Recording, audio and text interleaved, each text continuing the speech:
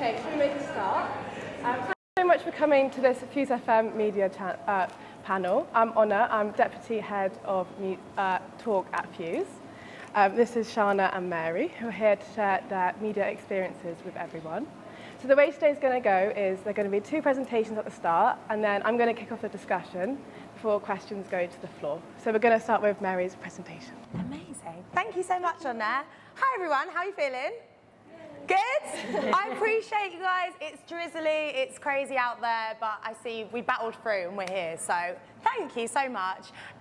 Today, I'll kind of talk you through my bit, and there'll be loads of time for questions and stuff at the end as well. So I know we've already got questions brewing at the front, but if you have any, don't worry, you will get the opportunity to ask them.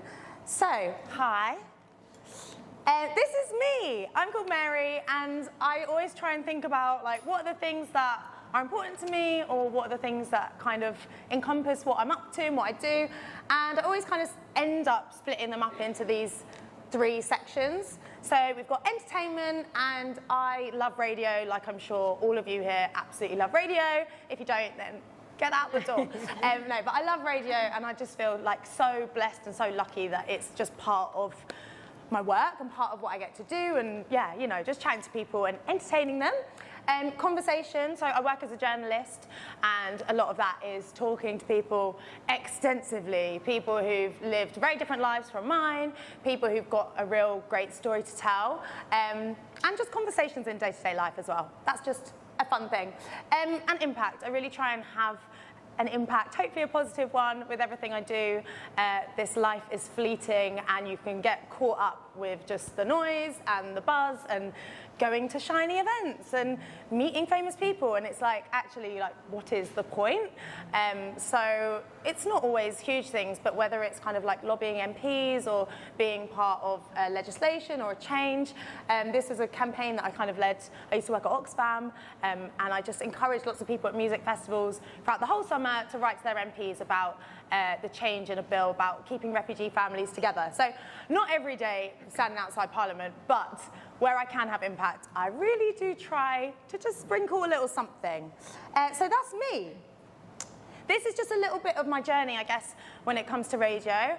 And just so you know, like with anyone that kind of shares their story, there's so much that you can't fit in a presentation and so much that you don't see. But hopefully it's a bit optimistic. I think it's optimistic. So I've always loved radio. I've always loved listening. It's always just been something like, you know, our family in the car, or like, I just saw radio presenters as like people I knew growing up, even though they didn't know I existed, but I rated them. And so it was probably around 2019 where I was working in marketing, and I worked for charities, and people kept just like kind of stopping me or talking to me and being like, oh, do you do radio? And I was like, no, like, I love radio, but I don't like do it as a job. And they're like, oh, you should probably do radio. And it happened like one time, and I was like, okay. And it happened the second time, and I was like, okay. And it happened the third time, and I was like, if enough people are saying this, I should probably give it a go. So I like wrote to my local community station. They didn't want to hear about me. They didn't even want me to like come in and visit. I messaged loads of friends that did radio. They were like, where's your demo? I didn't have a demo. I was like, I don't know what you're all talking about. So I kind of went to Instagram, and I was making like videos on Instagram. And then eventually this station, Westside, which is in West London, messaged me, and they were like, these videos you're doing on Instagram, I was talking about like race and identity, they were like, you could do that on the radio. And I was like, I actually messaged you a year ago and you wouldn't let me in. So yes, but we managed to do it. And I think even at this community station, I reckon I went in and did about 5 demos with them before they let me have a show, unpaid. I was like, this is extra, but whatever, cool. So Bringing It Black was born, and covering stories and topics that were important to kind of black communities, especially in London. We did all kinds of topics, from swimming to the royal family to things like Ascot and Wimbledon and fast fashion and like everything, and just getting really interesting guests in. So again, unpaid. This show was 9 p.m. to 11 p.m. and it took me an hour and a half to get there each way. So imagine I finished at 11 p.m.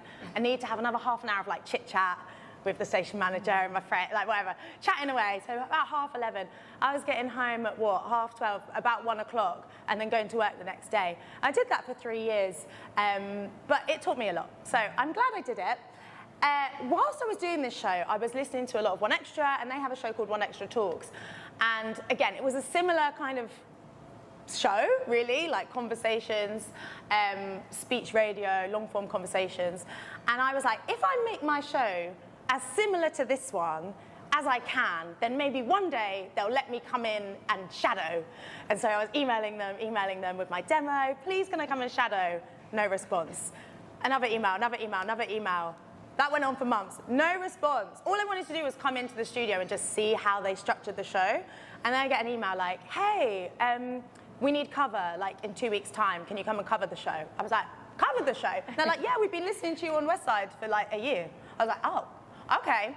So I went and did that. Now I'm the official cover for that show. So Richie Brave, who normally does it, if he's ever ill or on holiday or has something that clashes, they'll call me. And sometimes I get like 2 weeks notice that it's going to happen, sometimes a few hours. So yeah, just always kind of being prepared and keeping my head across a range of subjects as well. The other week I got called to do it, and I literally was like standing in Aldi, like in my trackies, like doing my friggin' shop. And they're like, okay, you need to come into the studio pretty soon, and you're gonna be talking about like county lines and like drug trafficking with kids. I was like, okay, sure, let's do that. So I'm like on the tube, like watching documentaries. I'm like listening to podcasts like as soon as I found out what I'm doing. So it's intense, but I really, really enjoy it. And obviously working at the BBC and working on One Extra is a dream, and I love it. From there, I started talking to BBC Radio London, which is a BBC local station, but it's in the same building as One Extra, Radio 1, Asia Network. And yeah, just got talking to them, went shadowing, got some cover, and then in January got a show for 9 months, which I wasn't mad at. So I was doing maternity cover on a show called The Scene, which is like arts, culture, and it was amazing because I got to choose what guests I had, I got to choose what subjects I did, as long as they were like Londoners and they were creative, which left it very broad. And I think this was a show that really let me tap into my contacts and reach out to anyone that I admired. Like, I don't know, there's artists, like I really like Afrobeats, so it's artists like Malik Berry and Adekunle Gold, who I love, and I could just be like, do you want to come on this show? And they were like, yeah, sure. Because you have BBC above the door. They say yes, which is great. So I literally just finished that a few weeks ago. From there, I've done Radio 1, I don't know if you guys know about the Christmas competition that they do for presenters. I applied 4 years in a row, never got a response. And then last year, I think, finally had enough in my demo that I got to do it. So on New Year's Day in Salford, I was presenting life hacks with a girl called Abby, and then didn't hear back from them for months and months. Sent lots of emails, get no response. And then in September, they asked me back to cover with the lovely Yinka Bikini, who's really talented and amazing. And we did maybe 3 or 4 shows together, and hopefully more to come. So that's really fun. Which leads us on to now. 2 weeks ago, I started a new show on Hits Radio, which I was going to say called, it doesn't have a name, it's just me. And that's Sunday Breakfast, which is amazing, to do a breakfast show and to have my name on a show, and I'm not covering, and I'm not maternity cover, and do you know what I mean? That's nice. So it's been a long old slog, but I've enjoyed it. And that's the shiny like photos, but also all the selfies, because what is life without an abundance of selfies in the studio? But it's good vibes. I wish actually in all of these I'd had pictures with the producers and stuff as well, and you'd kind of see the difference in production. Like West Side, I didn't have a producer until a couple of months ago, because I just was like, I'm running out of ideas, please someone help me. So I had a volunteer producer. One Extra is a production team of 1 producer, 1 assistant producer, kind of 2 execs, and then higher up people as well, all just like looking in. Radio London, just like 1 producer, and then Radio 1, this is producer Lily May, that's Bertie, and then me and Yinka. And in this one, I am on my own in the studio. There is a producer, but she's in Manchester. I am in London. So we just do it like over FaceTime. It's good vibes. I'll take a breath to pause. Does anyone have any questions so far? I know I've just talked at you for 100 miles an hour. No? We can do questions at the end. Fabulous. Oh, and outside of radio, just other bits, doing fun things like being a one to watch for the Mainstream, which is a really cool platform you guys should check out. It's great. I host events, so I have a newsletter called Making Moves, and that's where I just post loads of like opportunities for people kind of coming up in the media industry, and I put on events, and I kind of did like an open mic night where I'll just like stand on the stage and I'm like, who's got an idea or who's got a problem they're trying to sort through or a question, and people literally just come up, and then as a group we all kind of like solve it together, which I really like. I did a schools tour last year with BBC for, it's called Share Your Story, so going into schools and just like interviewing lots of people and asking lots of questions. I do things like panels like this, and this was for a film called Women Talking, or anything that's kind of aligned with the kind of stuff I cover. You kind of get invited to either like a film screening or a conference or an event, and sometimes they're really fun, and sometimes they're not that great. Like, I thought this was going to be great. This is like working with Universal. This is on camera, but like, it was just, I'm not going to lie, like the film was really depressing. Has anyone seen it? Oh my God, don't. It's so depressing. And like, I don't know, we just watched this film about like horrific, like horrible things. And then we all had this like panel afterwards, like discussing it. And it was like only women in the room as well. And it was like, it was just weird vibes. So sometimes you get a nice shiny picture, but you walk away, you're like, oh, that was weird.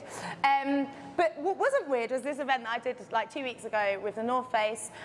So working in a kind of brand ambassador host capacity. And I just think it's amazing, like the doors that radio can open up, you know, just from like speaking into a microphone. And then you want me to host this like big ass event. It was on like a rooftop, and we had film screenings. I was interviewing like world champion like snowboarders and like mountaineering people, and then Sampha was there, and I like introduced Sampha to the stage. I'm like, what is my life? What is that? What's happening? It was crazy. And then yeah, everyone there was asking me like, oh, what adventure sport do you do? I'm like, I don't do shit. But now I've started climbing, so I was like, I think I need to, especially when I'm going to get in with North Face, because vibes, and they're giving me free clothes. So loving this. And now I've got a podcast. Yay! So I mentioned I work as a journalist. It's a company called The News Movement. They're a startup, and I started working with them pretty early on. Get snaps, because I am here like on a work day, so I need to show them I'm working. Yeah, cute. Thank you. And so. Yeah, I work for The News Movement. We kind of do news for like a younger audience, and I've always known that we're going to do a podcast, and it's a long story. If you ever want to hear it, like take me for a drink or something, because I basically started working for the company because I knew they were going to do a podcast, and all I really wanted to do was host podcasts. And it's produced by this company called Persephonica, and they are just like the big wigs when it comes to like news podcasts. They created and produced The News Agents, which is like the biggest daily podcast in the UK. They also produce Dua Lipa's At Your Service. It's Dua Lipa, what more can I say? And they've just launched another one called Political Currency with Ed Balls and George Osborne, and we actually record in the same room as them, so like, yeah. We're getting it. And it's called Noted, and it was like a weird position to be in, because I'm a journalist, I'm the like presenter, but also a lot of like project managing. So like I came up with the name, I briefed the artwork, that's my handwriting on there, like, you know, I picked the photo, all that kind of stuff that you might not think about goes into that. And then even coming and doing like talks like today, you just kind of get involved with lots of different sides. Literally launched 3 weeks ago, really enjoying it so far. It's a lot to do a news podcast when there's just a lot of voices, a lot of opinions. So it's a lot, but I really enjoy it, and we're only just getting started, so it's vibes. And I recommend all of you to check it out, listen, rate, subscribe, all of that, and give me your feedback. If you hate it, I'd like to hear. Let's watch a little video. Oh, actually, I want to go back. Sorry, I want to give it context. So, The first episode was called I Booked My BBL in the DMs. So you guys know in like Turkey you can go and get like cheap plastic surgery and like everyone's doing their TikToks. Like me and my boyfriend went and he got a hair transplant and I got a nose job. Cool. What I didn't know is that these surgeons are pushing you to book, right? It is a business for them. So they are trying to upsell. And the way they communicate is on WhatsApp. So if you're thinking about getting a boob job or a nose job or lipo or whatever, it's not like you're going through email and going through forms and doing like medical information. No, they're like, hey, WhatsApp us. So you're WhatsApping them. You'll send them a picture of your body and they'll be like, whilst you're here, you might as well also get this. It's just a bit crazy. And speaking to doctors in the UK, they were like, that would not fly here. Like, you cannot be sharing personal medical information over WhatsApp. And then you can't have a surgeon trying to oversell something to you, like feeding off of your insecurities. Do you get what I'm saying? So anyway, I spoke to a journalist called Neha who actually went to Turkey and kind of investigated this a bit further. And this is a little clip.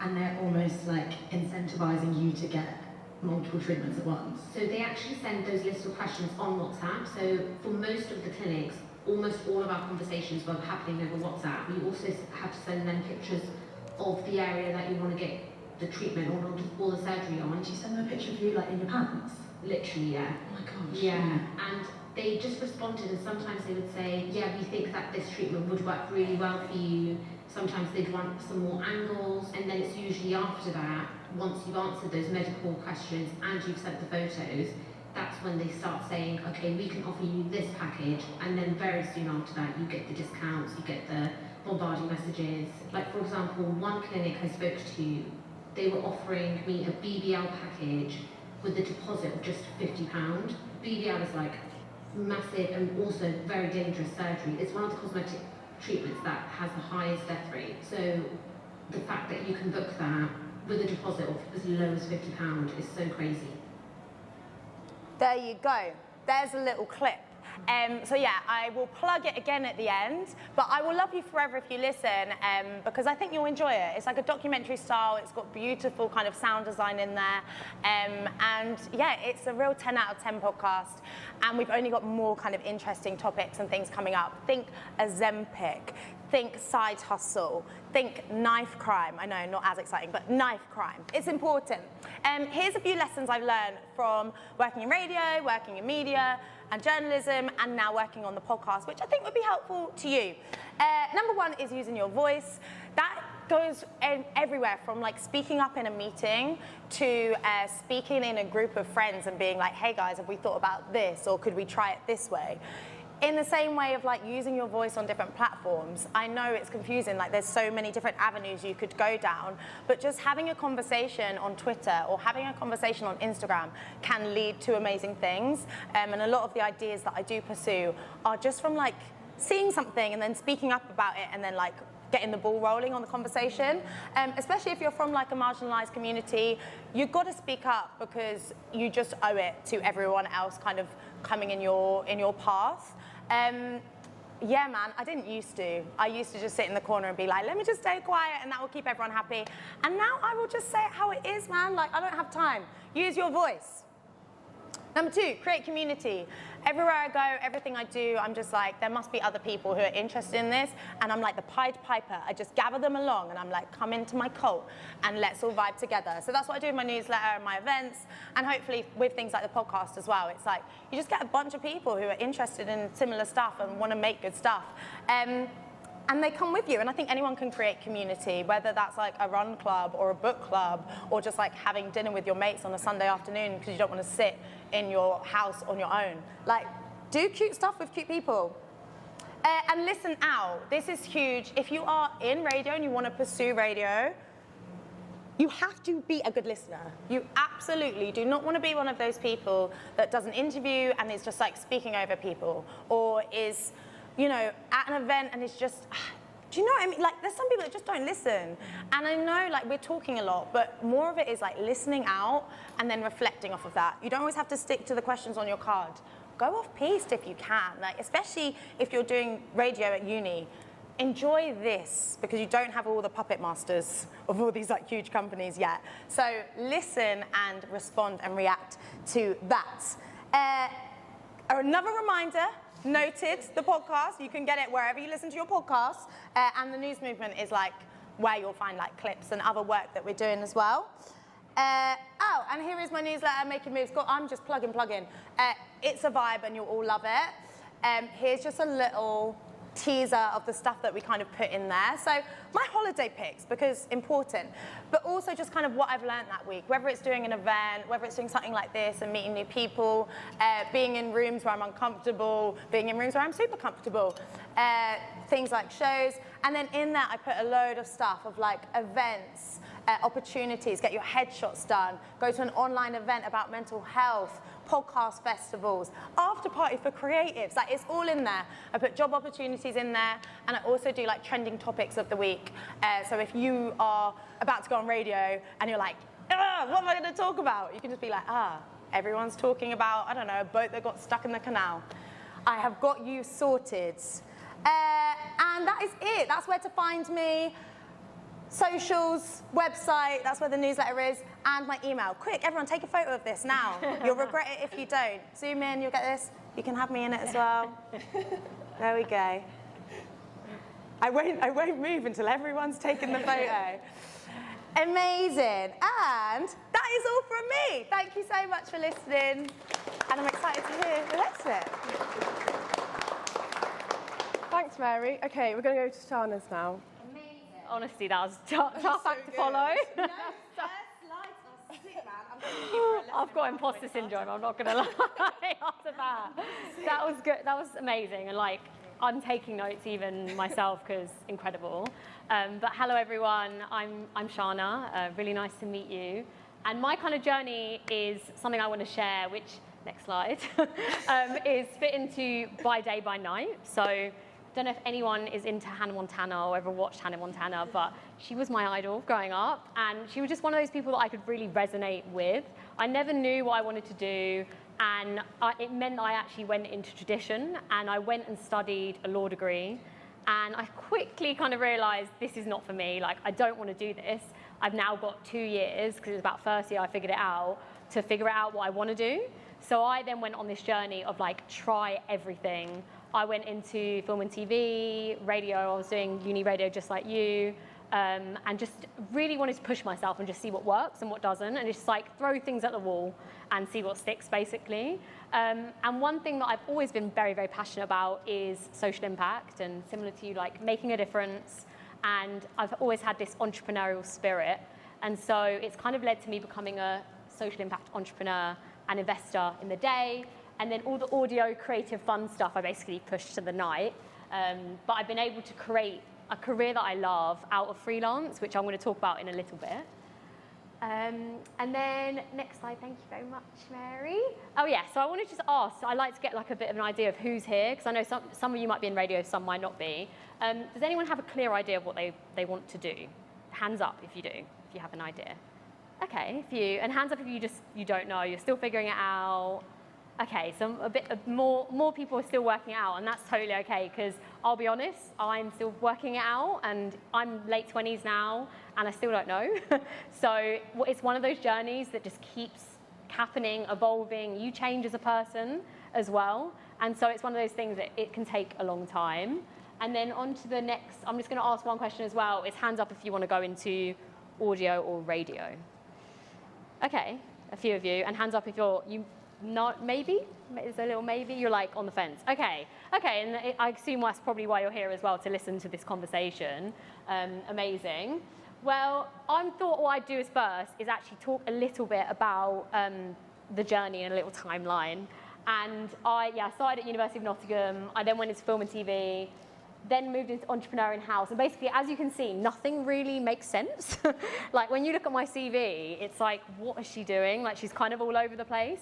And that is totally fine, because it actually meant that I now have multiple CVs.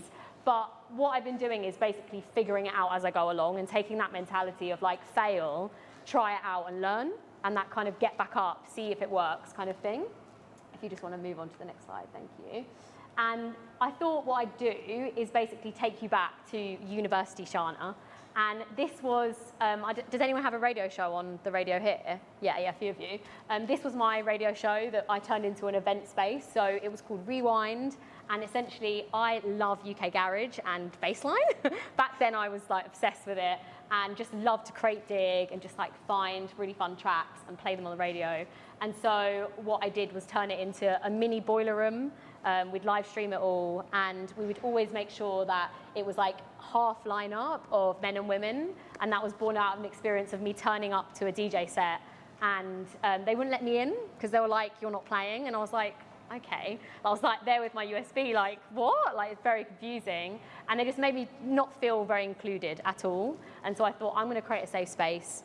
And it was really good. It was really fun. We got some funding from O2 as well to kind of scale it. And then post-uni, I kind of put it to bed as I went to London, got a job, and just went into the normal 9 to 5. And that's when I was just figuring out and continuing the figuring out. So what I did, do you want to move on? Thank you, babes. This is where I went to Los Angeles. On the left, I went to work at 20th Century Fox. It was basically at the time when Disney was merging with Fox. It was like a really fun time to go and like be an intern and just like attend all the fun premieres and do all the fun things.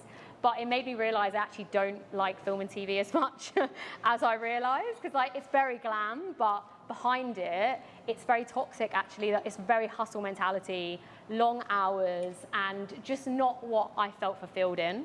And so I was like, okay, I've worked on The Simpsons, like I've done a tick box for like life in general, getting to see like new up and coming episodes of The Simpsons, which was amazing.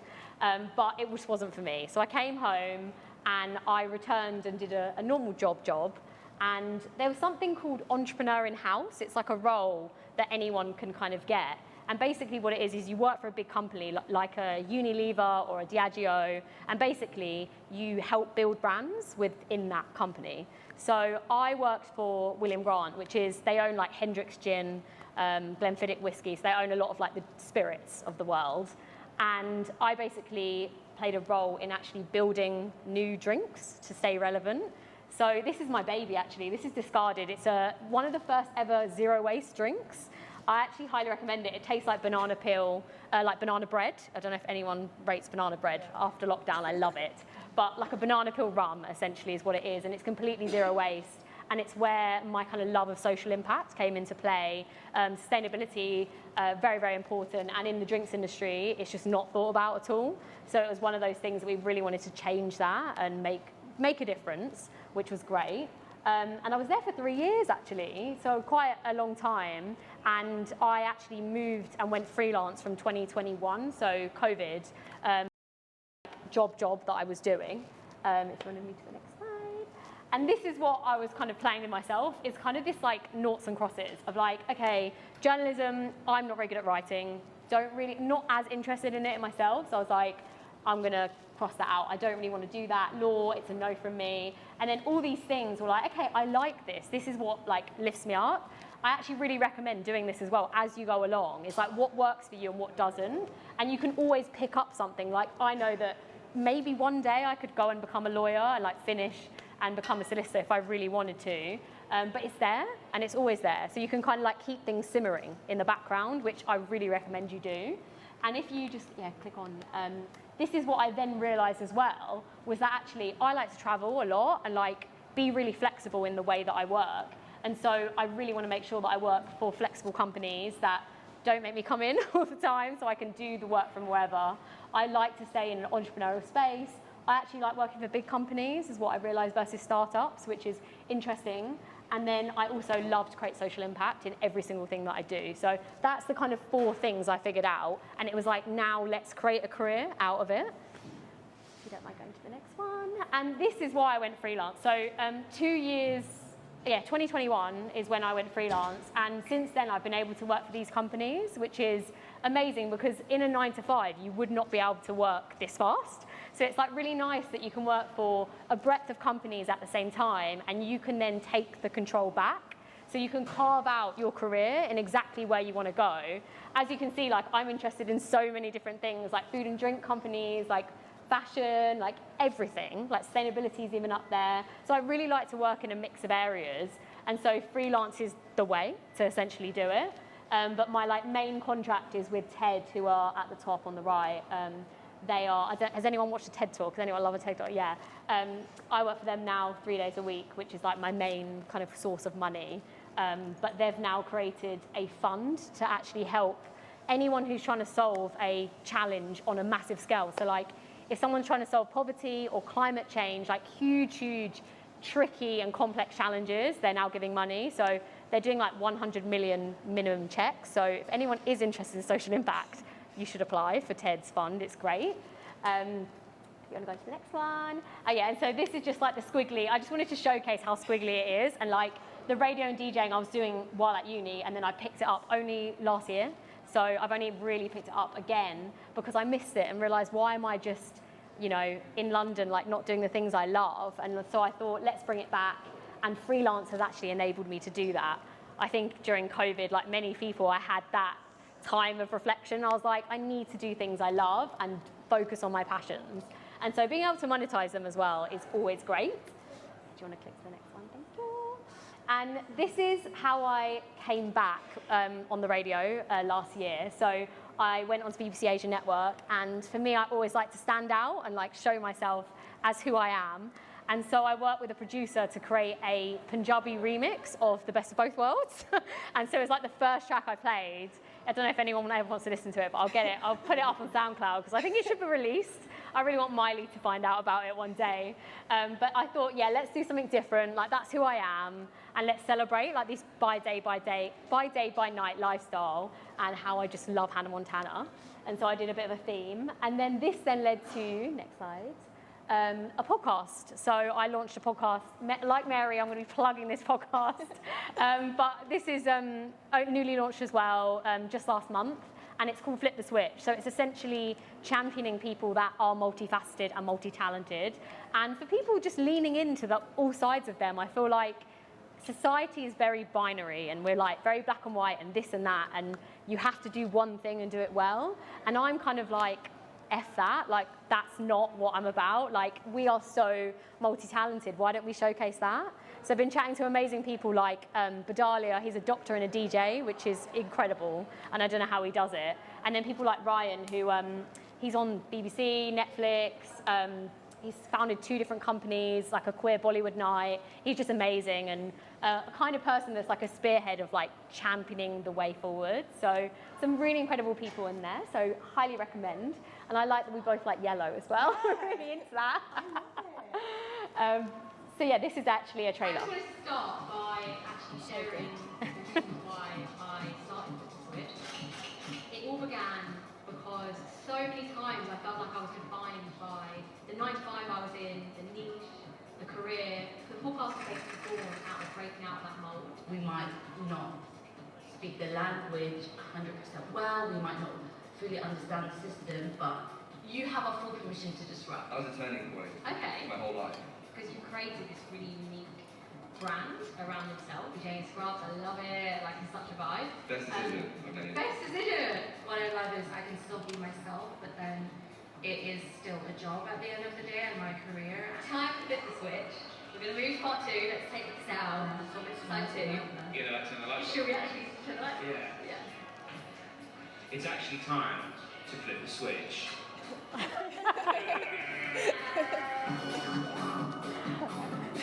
Yeah. So essentially, like what it is that you spend half the time on one side of their life, and then we flip the switch. We move to the other side because we want to showcase all the different sides of them. So we try and have every single side covered in one half-an-hour episode, which is a lot.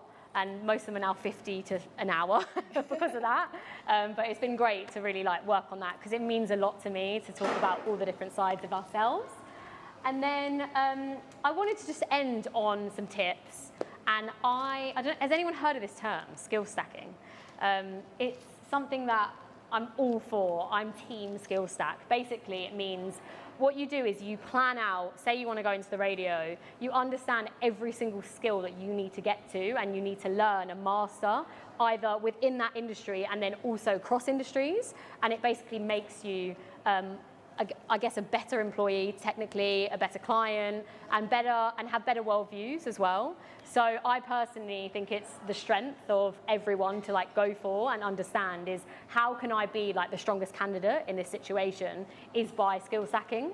And so focusing on being a generalist is basically the way to go. I know being a specialist is good, but if you can, try and work out like what's the adjacent skills I can learn as much as you can. So I want to write a book on this one day because I'm so passionate about it and just talk about pancakes basically. But yeah, and also lean into your inner Elwoods. So I love to talk about 2000s nostalgia, and Elwood's a perfect example, even though she doesn't exist, as standing out and just being yourself. People will notice that, and I'm sure you can agree that when you are just your authentic self and lean into your authenticity or weirdness, like what makes you different, people will recognize that and love it, and that's why they'll pick you over someone else for a job, especially for like competitive industries like the radio. They want to see that you're different, that you're unique in some way. And then, oh yeah, so this is interesting. This is called a human Venn diagram. And someone actually wrote a TED talk about it. She's written a book about it as well. And I want you to actually go away after the end of today and write out your human Venn diagram. So don't just put the radio or whatever you're interested in. Put what other things make you who you are. And it might be like you love cooking, or you might like impact, like really care about impact like we do, diversity, inclusion, whatever it is, because we are so like multifaceted and rounded. Think about yourself as a whole. And I really encourage you to do it. I've given you two examples. So Grace Beverly, the person that's founded Tala, she's really clearly got a human Venn diagram of sustainability, productivity, and business. They don't necessarily go together, but I really like how she plays on those three. And actually, when you look at building a brand online, it's like, how am I fitting into those three? How do I bring them out? And like when you look at your top 9 squares, it's like, okay, are they being brought out? What's not, what is, and what do I want to bring out more? Can be really, really helpful for you as you kind of grow. So my human Venn diagram, I think, is social impact, being a multi-hyphenate, and I'm all about balance. So I really like to make sure that I'm anti-burnout, because I had a very, very bad burnout when I was an entrepreneur and founding a business, and I never want that to happen again.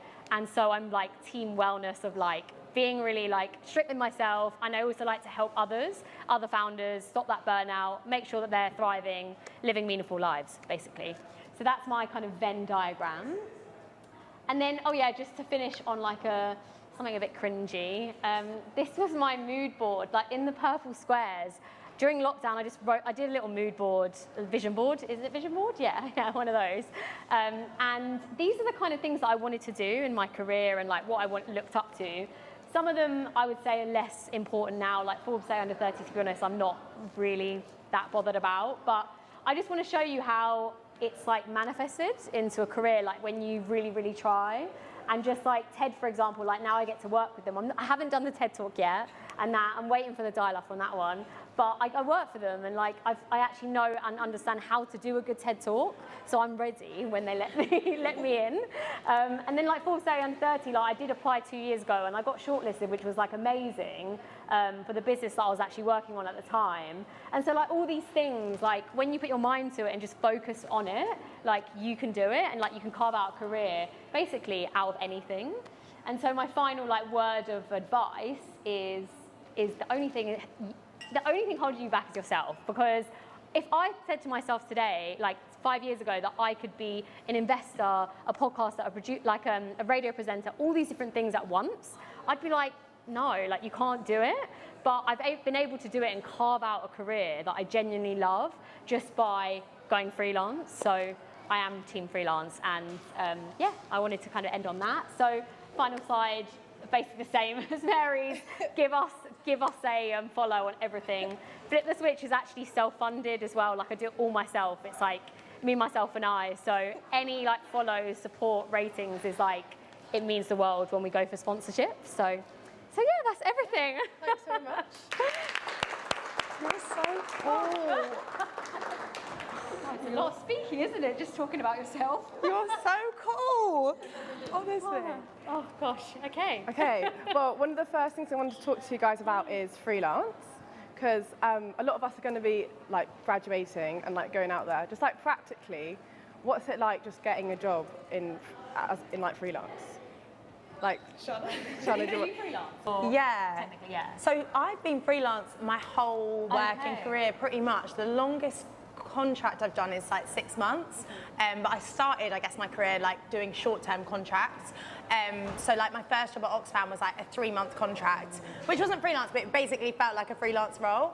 And it always relied on me having to make friends with everyone, so that literally on my last day of my 3-month contract, I had nothing. It was a Friday. They're like, what are you going to do on Monday? I was like, I don't know, like move home, I don't know. And literally it was like Friday, maybe 4:30 p.m. Someone kind of came over to my desk. They're like, we think we've got a role for you. And you're like, perfect, started on Monday. And it just has happened like that. Whether it's short-term contracts or freelance work, it's always a friend, it's always a favor. And I'd say the hardest bit is getting started. Yeah. It's like pushing a big friggin' boulder down a hill. It's a long old slog, as Gemma Collins would say, but once it starts moving, it can only gain momentum. And I'm sure you'll know, Shana, like you look at your contact list, like even in your slides, I recognise loads of people in there. We've worked with, you know, Jack, who's on your podcast, is the sound designer for my podcast. Oh my God, love that. Yeah, like, and like meeting you and everything. Everything comes from like connections and contacts, and generally like being a nice person that's not afraid to say what they want to do. Don't be unrealistic. When you're starting out, you can't say, I want to host a breakfast show on Radio 1. Okay, maybe you do, put it on the vision board, but right now think, what could I actually do? Could I be social media assistant? Could I be an intern? Could I be doing, I don't know, working in the PR team? Whatever it is, think about that and say it to people, like whether you're just at a networking event or you've gone for an interview, like kind of just say what skills you can bring, and don't be that person that's too afraid to kind of position themselves. So talk to people and just be smart about it, like whether you have a LinkedIn or a website, or you need to have your CV or portfolio somewhere. Don't expect people to just find you and pluck you out of thin air and think, she'd be perfect for this or he'd be perfect for this. They don't know what you're doing unless you put it out there. But yeah, the start is the hardest, but it just kind of goes with momentum. Do you feel the same? Yeah, I would say I don't know how it would have been if I didn't do in-house though first. So I did marketing in-house basically for that drinks brand, but it gave me the confidence because I had the creative like control of that brand to then be like, okay, I can do this in a different space, and then I can have the confidence to go freelance and have a day rate and know how to set everything and work it out. So I think there's 2 ways of kind of go, like you could go in-house, try and get into a media company or somewhere closer, or you can like go and follow your passion and then move over later. I think so. It doesn't help with your answer at all, but one or the other. And don't see an in-house job, if that's not the end goal, don't see it as a bad thing. That is your place. Like make your contacts, learn, use their software. Oh my word, 100%. like working somewhere where you've got like Creative Cloud or something, you can be there like doing your own projects in the evening, use their like microphones, things, whatever. But like if you're working for a company and you want to be freelance, don't see that as a bad thing. See it as like your place to kind of get those contacts. 100%, like an example of that, of like you utilising them, and like you can actually come with your ideas. So I really wanted to get involved with like documentaries, and so TED, when they were launching the newest like round of founders, were like, how should we like show them this year? And I was like, documentary. I want to do a documentary. And we created a documentary, and I got to project manage the whole thing. And if it wasn't for that, like putting what you want to do and what wants to move you forward, bring the ideas, because you never know what they're going to say. Yeah, and I guess like freelance allows you to do that, like keep open to so many different industries, and your sort of skill stacking can then like go on from there. And that's sort of more what I wanted to talk about, is the skill stacking. Because you love your skill stacking. I love skill stacking. Yeah, what do you want to know? Just like, is that expected in the industry? Like, are you just expected to be able to do I think, many different as a freelancer and entrepreneur though, you have to do a lot though, because you're doing your own taxes, you're doing your own invoices, everything is done by you. Even when you're looking for like new business, like you've got to sell yourself as well. So I think by default as a freelancer, you are pretty like skill stacky already, right? Yeah, and I would say as well, like it's taken a lot of time for me, but if I just know my strengths and weaknesses a lot better now. And if someone asks me, say I'm freelancing for a company and they ask me to go do something and I'm like, I know I can't do that, I'll just pay someone to do it. Like, I'm a freelancer, but then I don't mind going to another freelancer to just help me out on something. And I just, you know, sometimes it's like 150 quid to like edit this document, which otherwise it would have taken me 3 days. Then it gives me more time to do something else. So but that comes with maturity and like just a bit of self-awareness. I'd say always try and be self-aware in your career. I was not self-aware for maybe like 5 or 6 years. And then when it kicked in, I was like, oh my God, this is so much easier. Like, know your strengths. I agree. Delegate to elevate is like something I always say, because like sometimes you want to hold on to everything and just be like, I just want to do it. But like, yeah, for me, financials are not a big strong point, I would say. And so I get taxes done by someone. Like, certain things are just not my thing, and I like to be in the creative flow. And so, yeah, giving work to other people is a great, and it's a great connection too, to know and build.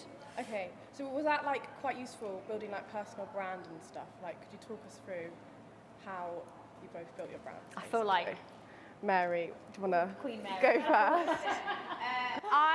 I'm the first person to like scream something from the rooftops because I've realised no one else will do it for you. So if you've got something going on, if you're doing your show here, if you write for a blog or a newspaper, whatever, no one else is going to hype you up like you are going to hype yourself up. So I think from early on I was like, I just was getting frustrated. I was like, no one cares. I was like, I'll make sure I care. So I've had my website since day dot. I was like, I don't trust social media sites to be my CV. I will have a website in my name, my domain. No one can take it down. No one can do nothing. And I just chuck everything there, blog posts, I do features, I do my newsletter, whatever. But in terms of like personal branding, it's not too deep sometimes. It's almost like a bit like your Venn diagram, figuring out like what you want people to kind of know you for, whether that's your skill set or more like outward facing. Because a lot of the time I wasn't so outwards, I guess. My skills were like marketing, social media. So it wasn't like the Mary show. It was like, hey guys, if you want your Pinterest to grow by 25% in a 3-month period, I'll be your girl. So it's not always been so shiny, but I just write about it. I would write a blog post about it. I would share it on LinkedIn. I'd write about it on Facebook, whatever. Like, this is old school. But yeah, you don't have to see yourself as this like walking, talking brand, but more like your skills. Like, let your skills kind of shine, and shout about the things that you do, because you might even not deep that it's a big thing now, but once you're out of uni, it's hard to get a radio show. Like, I'll just be real with you, it's actually hard, even on a community station. So if you're doing a show now and it's weekly, I feel like people should know about it. You could do a little write-up of the best quotes from it. You could make little graphics on Canva. Like, it's not that hard. And I know everyone's got loads going on, but if you want to really like push the stuff you're doing, instead of always trying to do more, realize you're already doing a lot and just shout about it. So like, practically, would you recommend everyone getting a website? Oh my God, get a website today. Your domain will probably be like £5 for a year. Like, it's not that expensive. Just get a domain in your full name, www.marymandefield.com, and then you have it. Even if you're not hosting on it loads, but you could just have that as a homepage, about, and a contact. Then when you feel a bit whatever, homepage, media work, contact. Then you have homepage, media work, and you might have your mood board or your vision board on your website. And when you're applying for jobs, like, I have so many people coming to me, please can I have work experience, please can I have an internship, please can I have a job. I can't find anything out about them. And don't give me a CV that's like written on a Word document. It's so boring. Like, like, everyone's at work bored. Give me something exciting. If you give me like a little show reel or like even like your presentation, I'd be like clicking through it, like excited. I'm like, I want to meet her. She sounds cool. Like, this is fun. So like, yeah, number 1, get a website. Number 2, just kind of showcase like 3 things that you're good at, 3 things that you like want to be known for, and then just make like an interesting CV or an interesting presentation about yourself, and just use Canva. It's so easy. It's so easy. It's free, and you can make it look so nice. Yeah, that's what I'd say. Yeah. And I feel like both your podcasts align so much with your personal brands. Do you feel like that's important to you, or like, yeah, how did that sort of come about? Yeah, for sure. I mean, yeah, it is my personal like brand, like manifested into something, something else. And it, like, the goal, do you know the goal, like, funnily, was to, I don't know, did anyone watch Zane Lowe's when he interviews artists, like he's into like Harry Styles and stuff? But he's interviewed Miley. Highly recommend, like, listen to that. I'd love that. One day, Miley's the goal. The end goal is to interview Miley and talk about her double life. And if you listen to her recent album as well, she like covers it a little bit in some of the songs. But yeah, it's very much like a manifestation of who I am. And I think, but anything you do and any project you do should be. And going on like off what Mary was kind of touching about, like anything that kind of touches online in terms of like social media, your website, it's a portfolio that a potential client might see. So I've had people like DM me on Instagram and they find your number. I don't know how they find your number. Maybe it's on there. Oh, it's linked on there. And like they'll ring you and be like, Shana, like I found you on Instagram. And it's like, so you never know where you can get work. So I would just make sure that it's looking exactly how you want it and exactly how you want to be perceived, whether it is you want to be known as a DJ or a radio presenter, whatever it is, just bringing out the right things. And you can always create a new like Instagram, like you have on a radio, right? Like whatever it is, you can always, you know, have a specific purpose for each thing. But I would definitely make sure, like, just be aware of that work comes from everywhere now, which is amazing. Like, it's so great. Yeah. And do you feel like creatively it was either easier to get your brand out on a pod rather than on radio? Like sort of your own personality, I guess. I think maybe more for you because you're in creative control. I'm not in creative control. That's true. And I would say as well, like radio, I probably went into radio thinking I was going to be talking about myself all the time, and you're not. It's like you quickly realize, like, no one really cares. It's all about the listener, which is great. So radio actually isn't a place. Like people get to know your personality, but it's not a place for your personal brand so much.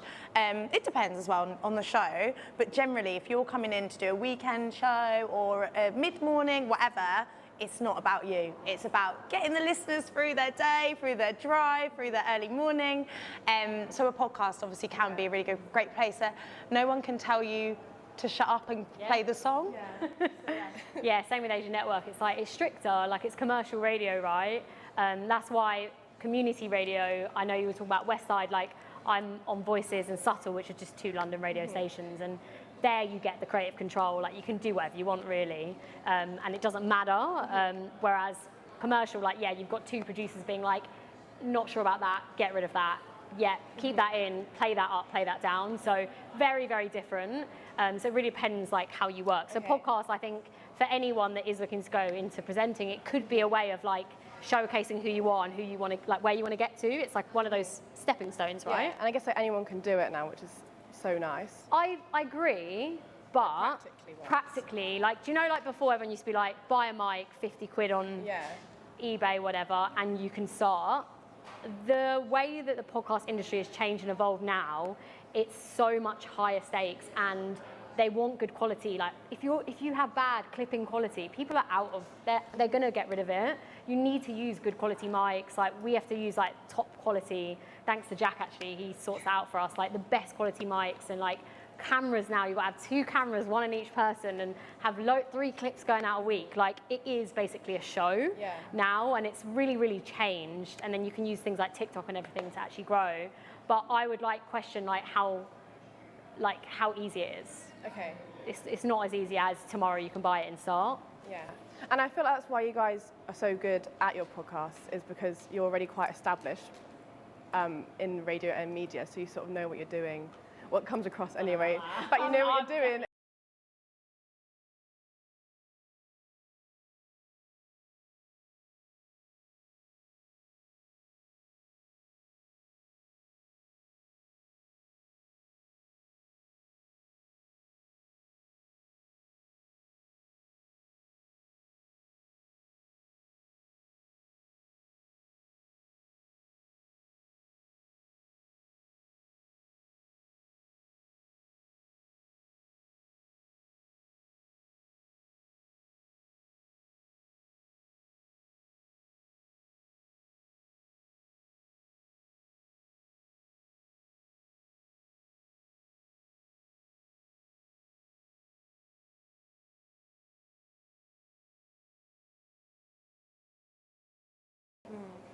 So I also wanted to touch on your BBC stuff.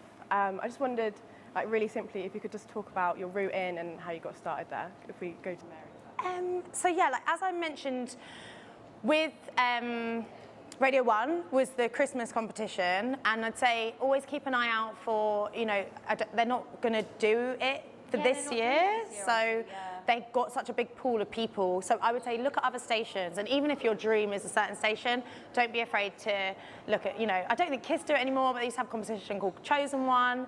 But in terms of other radio stations, I've always been like emailing producers because you can kind of look either on LinkedIn or just figure out what producers kind of take on new talent.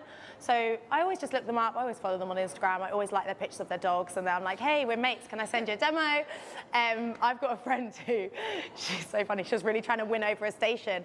And she followed the station manager on Instagram. And he was doing like a sponsored run. And she was like, I'm just going to donate. She was like, she donated like £10. And she was like, and then I'll email. She's not gone onto the station yet. But you know, I rate the hustle.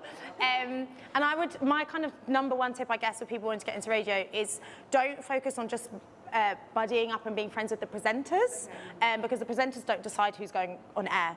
The station manager, the editors, the kind of senior producers are good people to know. And producers will nurture talent for years. I've been talking to producers at certain stations for 3 years. We meet for coffees all the time. You might be like, what's happening? But it's just like nurturing those relationships. So have a good demo on hand, because that's what I needed for the Christmas competition, and that's what I need for any conversation I have with anyone in radio ever. Have a demo on hand. It doesn't need to be long. It doesn't need to be more than 2 or 3 minutes. Well, 3 to 5, whatever. About 3 minutes, unless you've got something crazy to say. And yeah, make friends with producers and listen to the station. You cannot be on a station if you don't listen, and it's so obvious if you don't. Even if you listen to them for a week, just start listening to the station, because you'll get caught out otherwise. And in terms of like with One Extra, I had to find out like who the production company is. So a lot of time with BBC, I think it's 30% of the shows have to be made by like an external production company. So you don't just need to know that the show's on the BBC, you need to know who makes it. So again, just a bit of digging, a bit of LinkedIn, and I found out the production company, and then I made friends with them, and I would just see them at events. I always go to events. I always just pop up in places, and I'm like, I'm here again, and they can't really ignore you if they see you like every week. Yeah, I haven't got a regular show. I just do residencies on Asian Network at the moment. I've got a London-themed DJ mix coming out next month, if anyone wants to listen to that. So it takes you on a journey through London, which will be really fun. But my route was just demo, yeah. Send your demo in. And I had an interesting story about this, how I nearly didn't get it.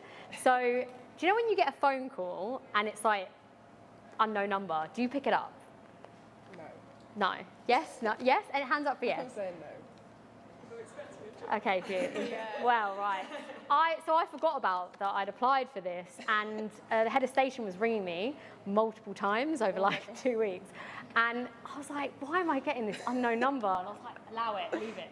And then picked up, and he was like, this was the last time I was going to call you. You actually got it? And I was like, what?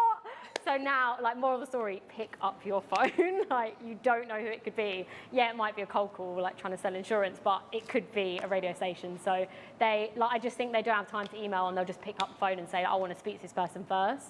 So that's how I got that.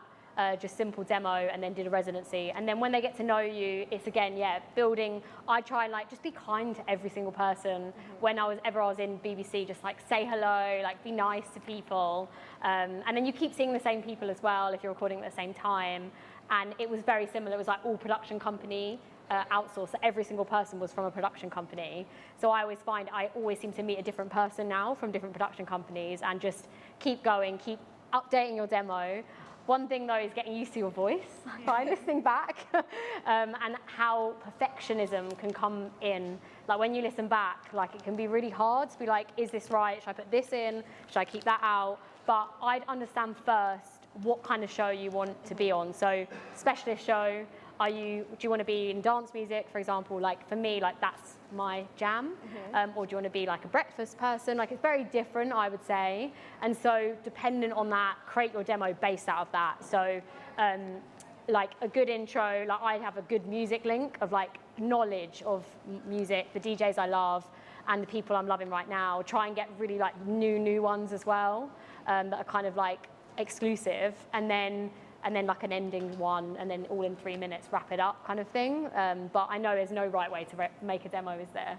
There's no right way, but I think it's good tips and like realizing that you need to get their attention in the first like 5 seconds, and ask other people, like once you've made it, maybe ask other people, like, is this good, is this funny, or is this interesting? I don't make my own demos because I procrastinate, and I don't know what sounds good. I don't want to listen to my voice for hours on end. So I will either skill swap it with someone, and I'll be like, I will, make some graphics for your socials if you want, or I'll write something for your website or whatever. Can you please edit my demo? Or just pick out some time codes, because I don't want to do it. So like sometimes just give it to a friend, or maybe you do your friend's demo and they do yours. But yeah, make it interesting at the start. We don't want to hear about your dog, like just something interesting. Nice. Okay, thanks so much for sharing. Are there any questions from the floor? Izzy? What was it like going from like community radio to more like commercial radio? It is very different.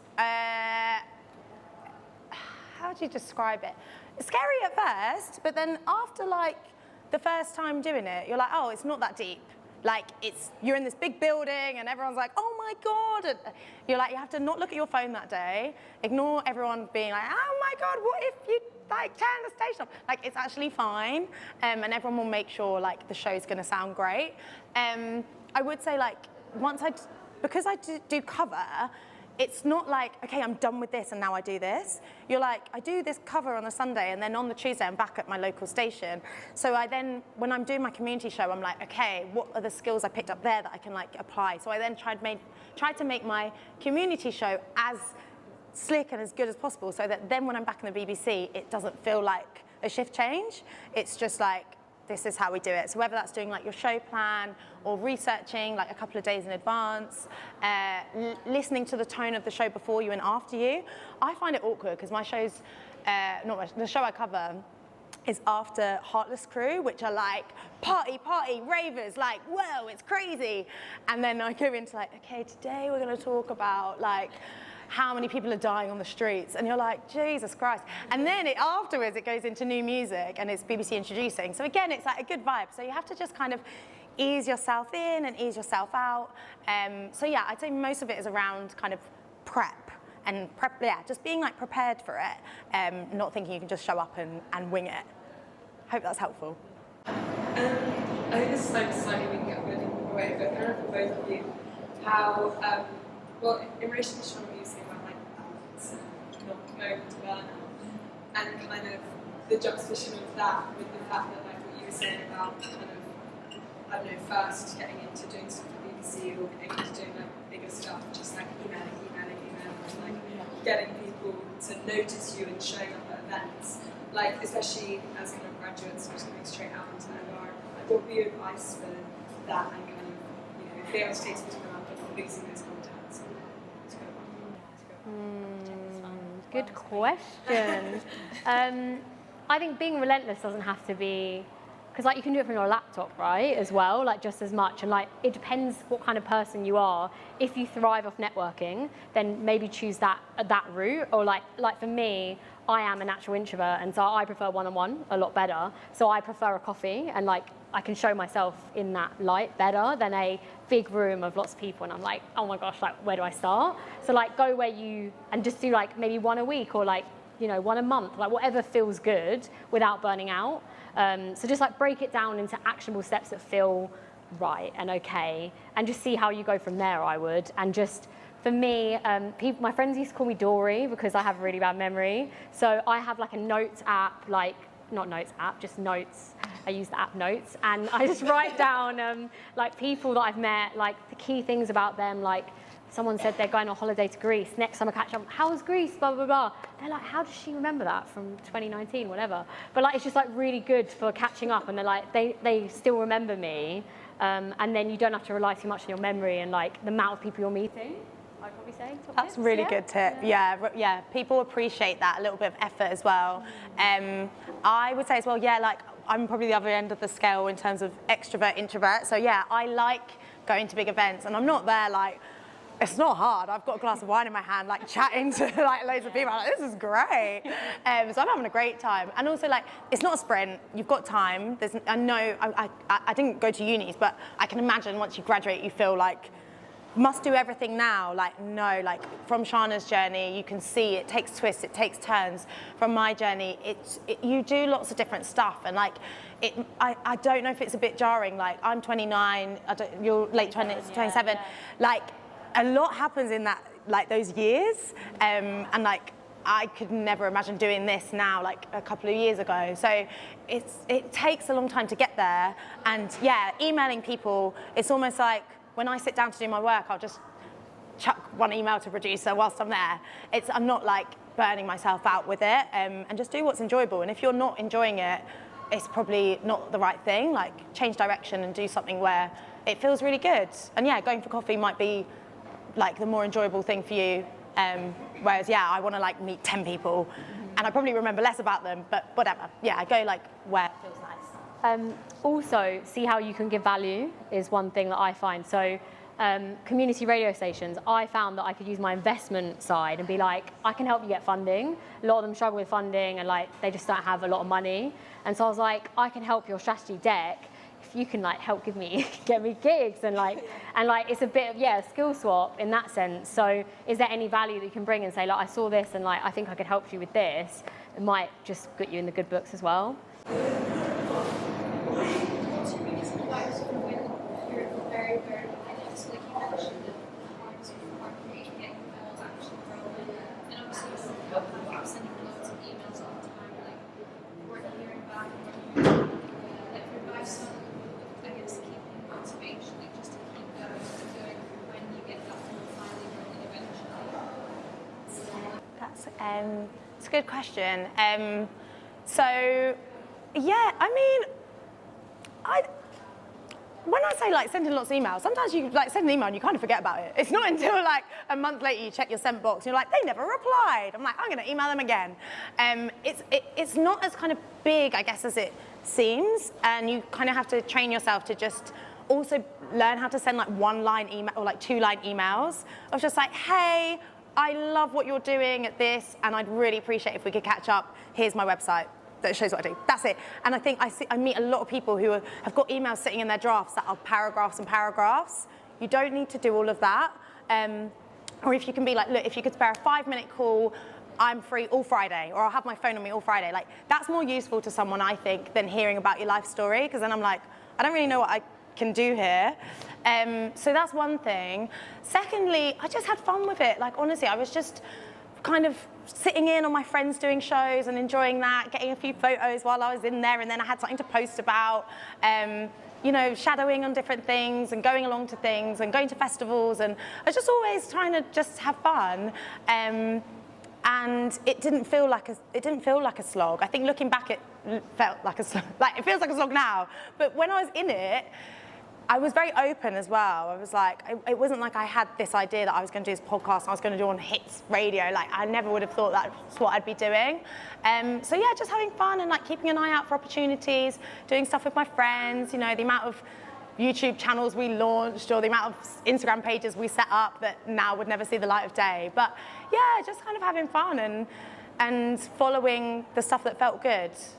Yeah, Shana, you probably got a more I agree. succinct answer. It's like small things, I think. Just like, don't worry about like, okay, I want to be on Radio 1. Like, it's too overwhelming to even think about that. Like, go to community radio, make all the friends. Also, the radio people like who are on radio now, like all my friends from like Nottingham, they all ended up becoming producers. So it's like reconnecting with them, like stay close, like you never know. Like one of them, like, yeah, she is one of the Radio 1 producers. Like, it's amazing. And you never know like who's going to end up where. So like good relationships, I think, is key. And just focus on one thing at a time. Like if it is a demo, just focus like, if there's like a local radio station demo, focus on that, then do your commercial, like just do one thing, otherwise you might get a bit confused and it might end up with a confused like message at the end. So I think it's just like being really like singular on it, like this month I'm gonna create a banging demo and send it out to 2 people, like whatever it is. and then just action, like action, action, action. Don't let yourself self-sabotage. I find that all the time. I'm like, oh, like I could do that, but I could watch TV, or I could go and work on that email that needs replying. Like, just be like, I'm gonna do it, put it in the diary, and make it happen. Nice. I think one more question. Assi, do you want to go? Both like started podcasts recently. What's been like the most challenging part of moving from like radio presenting to podcasts? Production for me. So rather than the actual speaking, having to do it all myself has been real hard. So the last shoot we did, we try and do like 4 in a day, which is intense. Yeah, it's a lot. But one of the cameras was fucked basically, and so it's basically really grainy, and I think it's something to do with the settings. And so like navigating all the stuff that comes after, like the post-edit and the guests as well. Like if you get big guests, like they want to be handled in a certain way, you want to look after them, build a good relationship. So that's been really hard, I would say. So it's more on the actual logistics, because radio show you have a producer most of the time. Even community radio, the ones that I'm doing, they all have producers there for you, and like all of that stuff is actually taken care of, which is great. Yeah, that's probably my one. Mine, because it's like documentary style, it's really hard. Like you've obviously got to get all the facts in there. So going from radio, where I don't really script if I can, I might have like a couple of bullet points, but going into this where it's almost like following a script, but then trying to make it sound natural, which I think we're getting there. And it's then like learning how to script in a way that like is your voice. But it's really different, I think. Like radio and podcasts are really different. And even being like, oh, let's re-record that. I'm like, oh, never been able to do that before, okay. And then I'm like, but then I'll do it, like, we'll do a couple of lines and I'll be like, stop, let's re-record it. And they're like, we don't need to re-record it, like, it's fine. So yeah, little things in there. Nice. Well, I think that's all we've got time for. Thanks so much, Shana and Mary, for coming today. I've found this so interesting, and I think everyone else has as well. I know there are a few more questions, so if you want to stick around at the end, we'll be around for like 20 minutes maybe. But yeah, thank you so much for coming. Thank you, Anna. Thank you. Thanks, guys. That was fun.